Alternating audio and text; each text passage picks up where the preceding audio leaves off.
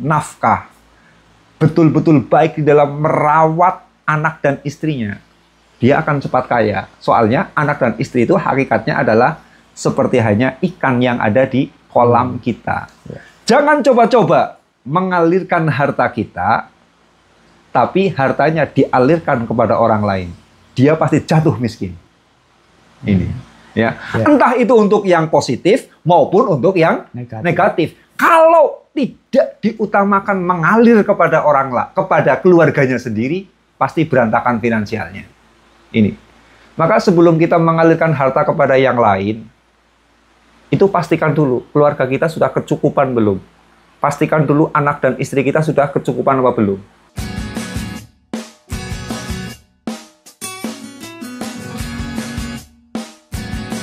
Assalamualaikum warahmatullahi wabarakatuh. Waalaikumsalam warahmatullahi wabarakatuh. Nah, selamat sore ya. Salam ketemu dengan saya lagi kembali di channel kita. Untuk kali ini saya akan menyampaikan membentuk kolam energi kekayaan. Karena setiap orang itu sebetulnya memiliki kolam yang sudah dia bentuk. Tinggal bagaimana dia itu kemudian memperoleh energi kaya dari kolam tersebut. Begini, kita membuat kolam ikan. Membuat kolam ikan. Kira-kira kolam ikan ini akan kita gunakan untuk membangkrutkan kita, bisa. Tapi yang paling menjadi tujuan utama kita membuat kolam ikan adalah untuk mengkayakan diri kita, kan? Nah ini bagaimana kita membuat kolam ikan tersebut itu menjadi kekayaan kita. Dan setiap orang ini sebetulnya kehidupannya sudah membentuk yang namanya kolam kekayaan. Assalamualaikum warahmatullahi wabarakatuh. Izin saya cut sebentar untuk video kontennya. Saya kembali buka kelas terbaru saya, kelas Training Inner Creator. Kelas Training Inner Creator ini adalah kelas spesial bimbingan menghayal agar kecerdasan daya khayal Anda mengubah finansial dan kualitas hidup Anda. Minat ikut? Ayo daftar. Punya uang modal menghayal. Enak kan? Kelas ini dimulai tanggal 25 Maret 2025. Info selengkapnya cek di deskripsi atau di website gusbanan.com. Bagaimana kita menjadikan kolam yang kita bentuk ini nanti menjadi sumber kekayaan bagi kita? Kolam kekayaan yang pertama itu adalah keluarga. Iya, seorang laki-laki sesudah dia ini menikah, berarti kan dia memiliki istri. Sesudah memiliki istri, mestinya dia itu memiliki anak yang kemudian disebut dengan nama keluarga. Kayak gitu loh.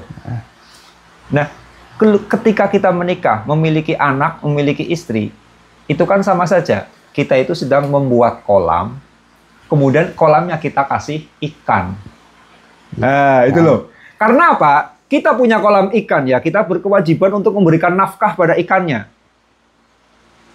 Memberikan makan ke ikannya kan, yang ada di kolam, agar bagaimana produktif. Sama, kita itu menikah, kemudian memiliki anak dan istri, sebenarnya kita sedang membuat kolam. Karena apa? Di sana kita kewajiban merawat, kewajiban menafkahi, kewajiban berbuat baik kepada keluarga kita. Itu. Berarti yang namanya anak dan istri, keluarga kita adalah kolam kekayaan kita. Itu. Kemudian nanti sesudah kita punya kolam anak dan istri, lalu melebar lagi, mungkin kita punya lingkaran karyawan di perusahaan kita, lingkaran karyawan di tempat kita usaha. Ini menjadi lingkaran kolam lagi, kekayaan yang baru. Kayak gitu. Nah, sekarang karyawan kan wajib kita nafkahi. Harus kita gaji. Mereka harus kita bimbing. Harus kita hargai. Ini semuanya sama seperti mekanisme kita merawat kolam ikan. Ikannya harus kita hargai kan di dalam kolam. Harus kita kasih makan, kita kasih nafkah. Ya gitu. Nah, maka ini semua orang itu punya kolam ikan masing-masing, mereka itu membentuk kolam ikan mereka masing-masing. Membentuk kolam kekayaan mereka masing-masing. Karena rata-rata manusia itu kemudian menikah dan punya keluarga. Punya tanggungan nafkah. Kayak gitu. Sekarang, yang menjadi logika yang paling mudah, kalau kita punya kolam ikan, tapi kemudian nafkah makanan yang kita berikan kepada ikan-ikan tersebut justru kita alirkan ke sungai. Kita pagi-pagi bawa makanan ikan ya. Ini makanannya bukan dikasihkan ke kolam kita yang sudah kita bentuk, tapi dialirkan ke sungai. Kira-kira kita makin kaya nggak? Ya, jelas di sana kolam ikan kita akhirnya kelaparan. Karena kolam ikan kita kelaparan, akhirnya kita yang jatuh miskin. Kayak gitu. Maka laki-laki yang jelas dia itu akan awet miskin adalah laki-laki yang senang mengalirkan hartanya bukan ke kolamnya. Harta dialirkan bukan ke anak istrinya. Yang diprioritaskan bukan anak istrinya, tapi orang lain. Kayak gitu. Contoh kecil.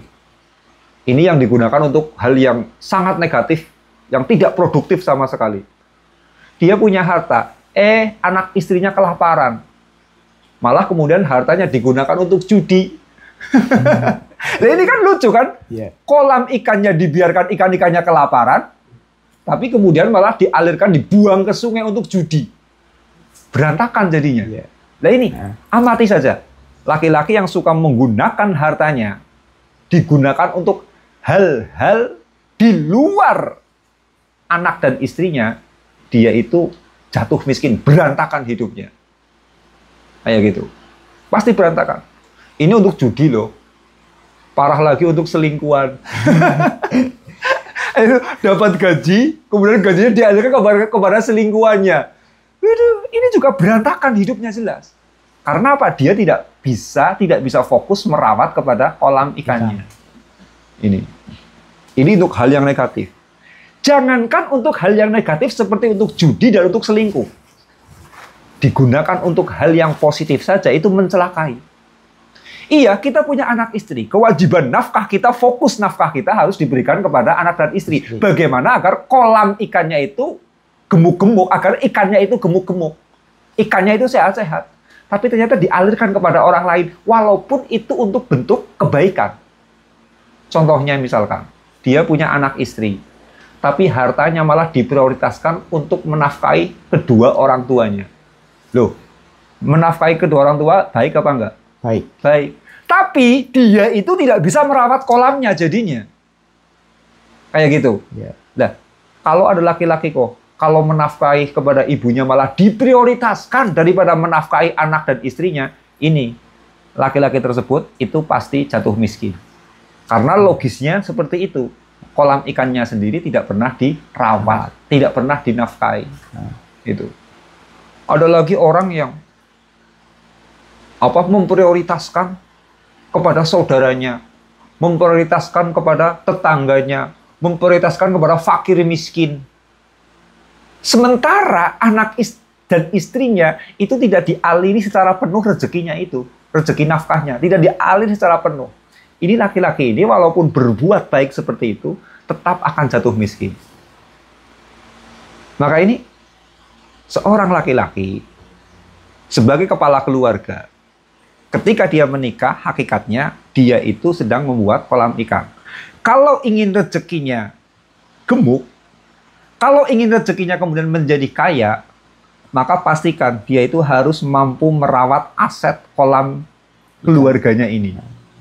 Kalau dia betul-betul baik di dalam memberikan nafkah, betul-betul baik di dalam merawat anak dan istrinya, dia akan cepat kaya. Soalnya anak dan istri itu hakikatnya adalah seperti hanya ikan yang ada di kolam kita. Jangan coba-coba mengalirkan harta kita, tapi hartanya dialirkan kepada orang lain. Dia pasti jatuh miskin. Ini. Ya. Entah itu untuk yang positif maupun untuk yang negatif. Kalau tidak diutamakan mengalir kepada orang lain, kepada keluarganya sendiri, pasti berantakan finansialnya. Ini. Maka sebelum kita mengalirkan harta kepada yang lain, itu pastikan dulu keluarga kita sudah kecukupan belum. Pastikan dulu anak dan istri kita sudah kecukupan apa belum. Lawang anak istri masih kelaparan, masih kekurangan, kok malah memprioritaskan orang tuanya. Katanya demi birrul walidain. Itu birrul walidain yang salah tempat. Kayak gitu loh. Anak istrinya masih kekurangan, kok malah memprioritaskan adik-adiknya, memprioritaskan kakak-kakaknya, memprioritaskan tetangganya. Ini kesalahan total. Karena apa? Hartanya dialirkan bukan kepada kolam ikannya sendiri. Gitu loh. Jadi harus prioritas pertama adalah keluarga. Pastikan keluarga cukup dulu. Kenyang dulu. Jangan mengalir kepada hal-hal yang lain dulu. Ini.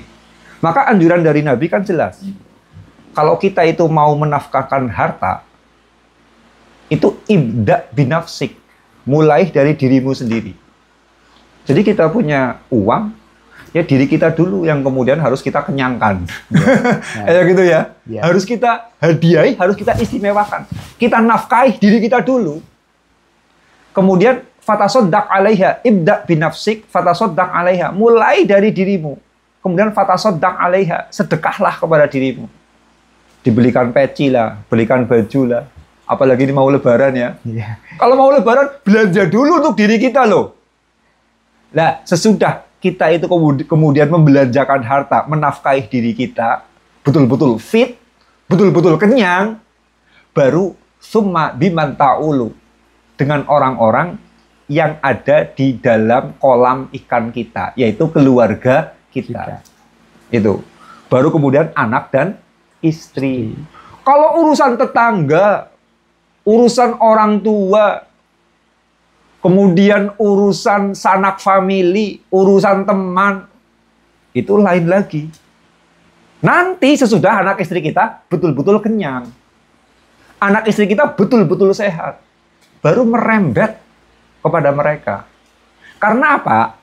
Kalau memberi makan, memberi nafkah kepada anak istri, mutlak wajib. Tapi kalau kepada orang lain, di luar keluarga kita, itu cuman apa sih? Cuman anjuran kan? Katakanlah cuman sunnah. Membantu orang lain itu kan sunnah. Ya gitu. Betul kita harus berbakti sama orang tua kita. Tapi kalau orang tua kita kemudian tidak menjadi tanggungan nafkah dalam keluarga kita, artinya orang tua kita tidak bergabung dengan kita dalam satu keluarga, ya dia mandiri secara nafkah.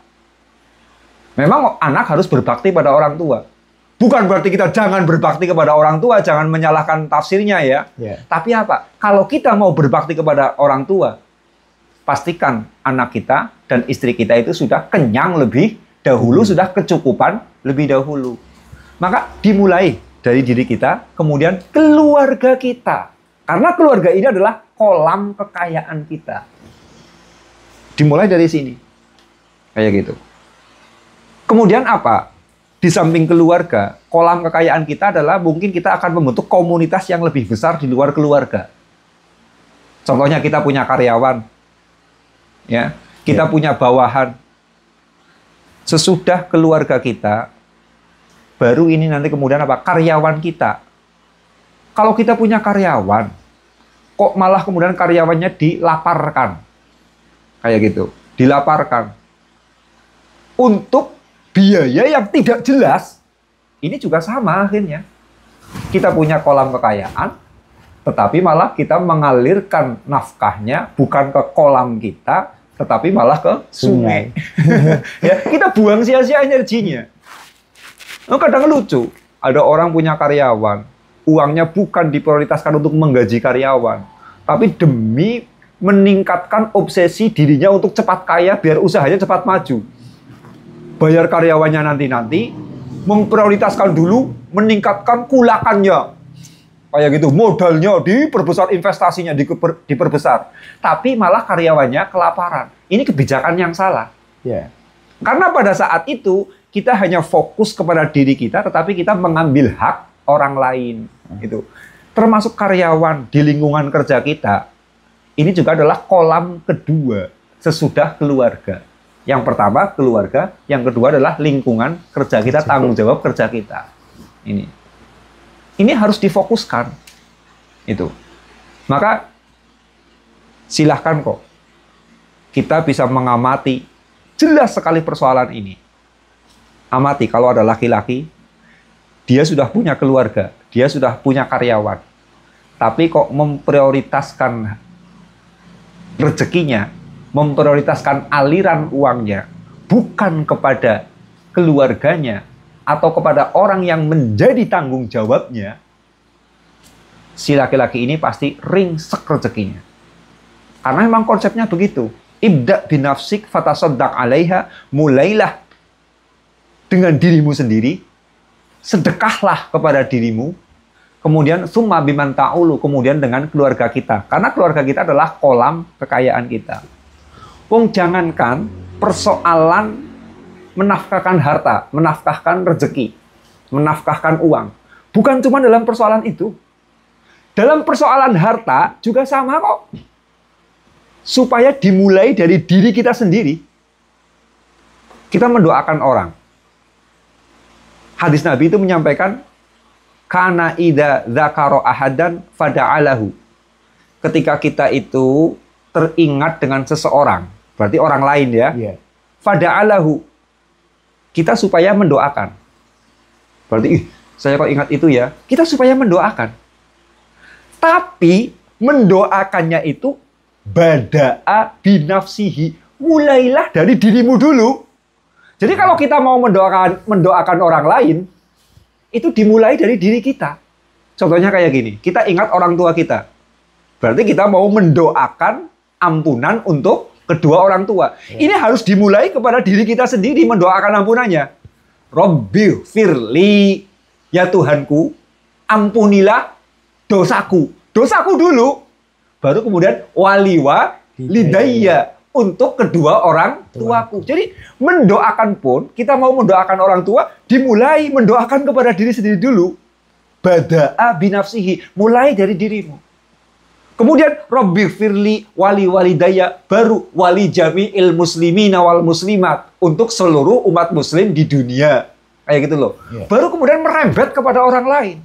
Jadi kita berdoa apapun, mendoakan kebaikan, ampunan untuk orang lain, mendoakan rezeki yang berlimpah untuk orang lain, mendoakan agar orang lain sehat, itu bada'a binafsihi, mulailah dari diri kita sendiri.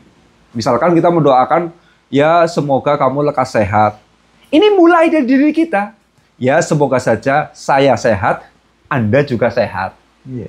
Itu loh. Kita mendoakan kelimpahan rezeki untuk orang lain. Semoga saya dan kamu dimudahkan rezekinya. Allahumma amin. Jadi dimulai dari diri kita, baru kemudian mendoakan kepada orang lain. Ini, itu loh. Baru mendoakan kepada orang lain. Ini etika berdoa pun seperti itu. Makanya Al-Quran kan jelas. Rabbi firli, ya, wali walidayya. Terus wali jamil muslimin wal muslimat. Jadi dimulai dari diri sendiri dulu. Kayak gitu. Lah, sama. Kalau kita mau mendoakan keluarga juga dimulai dari diri kita, kemudian baru kepada keluarga kita. Ini. Persoalannya apa sih? Persoalannya ya ini.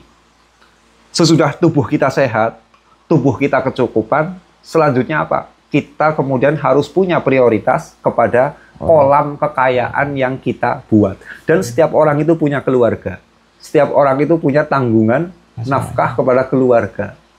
Ini loh, potensi kekayaannya dari sini, dari keluarga. Karena mereka hakikatnya seperti ikan yang kita masukkan ke dalam kolam, kemudian menjadi hewan peliharaan kita.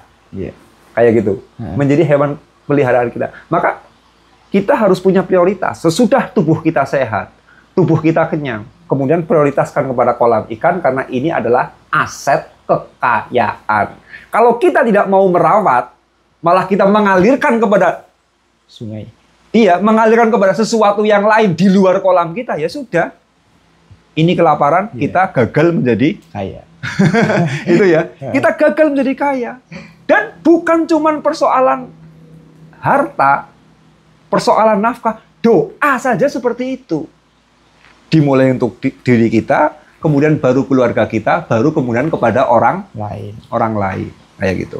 Nah, sekarang kenapa kemudian kita itu tidak mampu untuk fokus merawat kolam kita? Karena biasanya ketidakmampuan kita itu merawat kolam itu karena kita tidak mengatur mindset kita, tidak memprogram kesadaran kita bahwa yang namanya keluarga kita itu adalah kolam kekayaan yang sedang kita bangun. Kita tidak sadar itu. Kayak gitu loh. Kita tidak menyadari ini. Maka kalau laki-laki kok kemudian ingin kaya raya, dia harus memprioritaskan kepada keluarganya dulu. Dan apa? Ini fokusnya adalah fokus bagaimana merawat kolam kekayaan. Jangan kemudian, karena ada cerita seperti ini. Ada seorang laki-laki yang sangat bertanggung jawab kepada anak dan istrinya. Tapi kemudian anaknya lahir sebagai anak yang sangat durhaka. Ini persoalan lain. Karena apa? Ketika ada anak durhaka, itu kan ibaratnya seperti ini. Kita sudah mengalirkan harta kita, nafkah kita ke kolam ikan kita. Tapi kemudian ternyata ada ikan yang lepas ke bawah banjir. Nah kan persoalan lain kan? Persoalan di mana dia sudah memberikan fokus yang baik untuk merawat ikan-ikannya. Kalau kemudian ada anaknya yang durhaka, sudah dicukupi segala-galanya, tapi ternyata kemudian si anak malah mencoreng nama baik si orang tua. Dia mencuri, dia malah kemudian menghamili anak tetangga, nakal, dan itu urusan beda. Ini bukan urusan bagaimana agar keluarga kita taat, tapi ini adalah bagaimana kita kemudian memicu kekayaan untuk diri kita dengan cara merawat, dengan cara fokus merawat kepada kolam kekayaan kita. Ini. Jadi persoalannya itu sangat beda. Dan seperti ini ya, kehidupan itu kita memberikan nafkah kepada anak dan istri secara total. Tapi kadangkala juga banyak laki-laki sesudah menikah, dia tetap miskin. Walaupun dia itu sudah memberikan perawatan terbaik kepada keluarganya, tetap miskin. Itu biasanya laki-laki yang seperti itu, karena apa? Dia itu salah memberikan atensi kepada harta. Kepada harta yang dia nafkahkan kepada anak istrinya. Lalu atensi yang betul ketika kita itu memberikan nafkah kepada anak dan istri, itu atensi bagaimana? Yang betul ya atensi kepada kekayaan. Laki-laki, kalau ingin rezekinya itu semakin meningkat, melalui sistem nafkah yang diberikan kepada anak istri, itu harus memastikan diri bahwa saya laki-laki, saya kaya. Karena itu saya memberikan nafkah kepada anak istri saya. Saya punya uang, makanya saya menafkahi. Saya berduit, makanya saya menafkahi. Saya menafkahi karena saya punya uang. Jadi atensinya itu adalah atensi untuk mengkayakan diri kita sendiri. Jadi harus sadar sepenuhnya bahwa anak dan istri kita adalah cara kita untuk mencapai kekayaan. Jadi berikan. Ketika memberikan, sambil di hati itu ngomong sendiri. Saya kaya, saya menafkahi. Saya kaya, saya mencukupi. Kayak gitu. Lah biasanya laki-laki yang tetap miskin, itu hatinya lemah untuk sadar bahwa dirinya kaya ketika memberikan nafkah. Lah iya. Coba. Laki-laki itu ya, walaupun dia pengangguran, kalau dia sudah doyan merokok, dia tetap bisa beli rokok loh. Karena apa sih? Ada rasa senang yang muncul ketika dia membelanjakan harta untuk beli rokok. Ya soalnya rokok kan adiktif kan? Ada rasa candunya. Kalau nggak merokok ya kita nyari-nyari. Namun kalau dia itu seorang perokok yang akut, perokok berat, itu dia beli rokok walaupun dia membuang harta, tapi hatinya dipicu rasa senang. Makanya apa? Hartanya itu apa? Uangnya untuk beli rokok selalu ada. Ini. Nah sekarang, kenapa laki-laki kok sampai macet-macet rezekinya ketika memberikan nafkah kepada anak istrinya? Itu pasti dia itu tidak punya rasa senang, tidak punya rasa gembira ketika memberikan nafkah kepada anak istri. Malah seolah-olah anak istri itu adalah beban yang memberatkan hidupnya. Itu. Istri minta belanja terus kurang ajar. Anak minta jajan terus setan. Jadi si anak dan istri ini justru dirasa sebagai beban. Coba kalau dia itu bisa merasakan seperti halnya ketika dia beli rokok. Pasti uang untuk anak istri juga akan kecukupan seperti hanya dia itu kecukupan membeli rokok. Itu. Iya, laki-laki ketika sudah doyan rokok seperti itu, ada saja uangnya untuk beli. Karena apa? Ketika dia mengeluarkan uang dengan energi gembira, aku senang, hatinya gembira.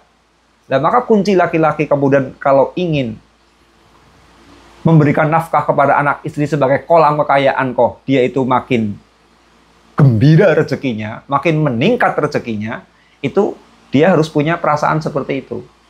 Perasaan gembira memberikan nafkah kepada anak istri, jangan dengan perasaan terbebani. Kayak gitu. Lalu yang kedua, pastikan ada atensi. Ada kesadaran. Saya kaya. Saya punya uang. Saya laki-laki. Karena ini saya harus mencukupi anak dan istri saya. Jadi pemicunya bukan perasaan tanggung jawab, bukan. Tapi perasaan kaya, saya cukupi mereka. Saya kaya, saya nafkahi mereka. Seperti itu. Nah, di sini yang jahat lagi, yang pasti hancur-hancuran adalah laki-laki yang dia punya kolam ikan, dia punya kolam kekayaan, tapi tidak pernah mengalirkan nafkahnya kepada kolamnya sendiri. Malah dialirkan ke tempat yang lain. Ini pasti hancur hidupnya. Ya, buat judi, kayak gitu. Kemudian buat selingkuhan, ini yang jelas haram. Jangankan untuk hal-hal yang negatif, untuk hal yang positif. Kalau untuk orang tua dan lain sebagainya, ketika kemudian tidak memprioritaskan kepada keluarganya sendiri, kepada kolamnya sendiri, itu saja rezekinya juga hancur-hancuran.